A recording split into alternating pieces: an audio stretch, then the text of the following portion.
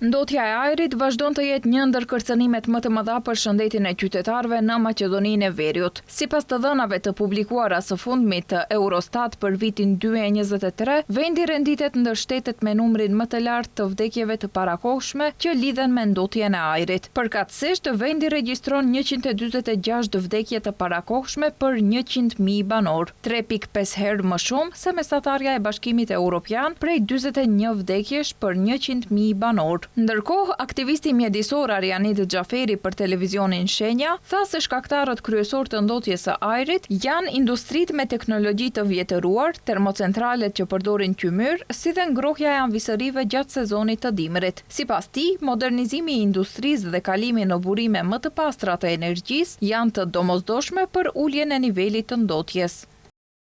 Termocentralet realisht që përmenda Rek Bitolla dhe Rek Kollomej, domethënë duhet edhe ata domethënë ndryshojnë mënyrën e prodhimit, sepse djegja e qymirit është një ndër ndotësit më të mëdhenj.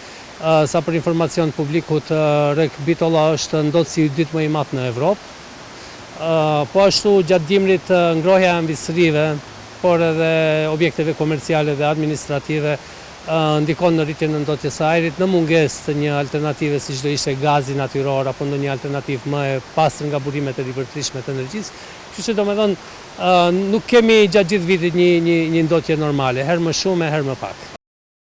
Ai vlerësoi se ndotja e ajrit lë pasoja serioze në shëndetin e qytetarëve, duke goditur më së shumti fëmijët, gratë shtatzëna, të moshuarit dhe personat me sëmundje kronike të frymëmarrjes. Sipas tij, rënja e ndjeshme e numrit të fëmijëve që kërkonin ndihmë mjekësore pas mbylljes së Jugohromit në Tetov është dëshmi e qartë e lidhjes mes ndotjes së ajrit dhe shëndetit publik.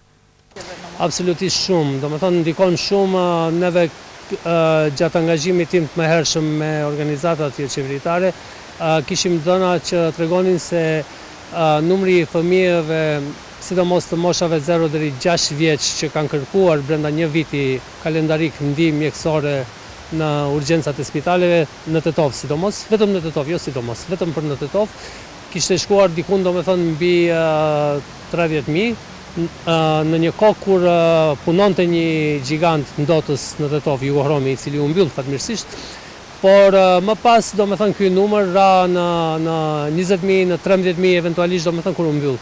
Kështu që ndikon shumë edhe tek fëmijët, ndikon edhe tek moshat më të vjetra, ndikon sidomos tek gratë shtatzanë, ndikon tek persona tjerë që kanë probleme me traktin respirator.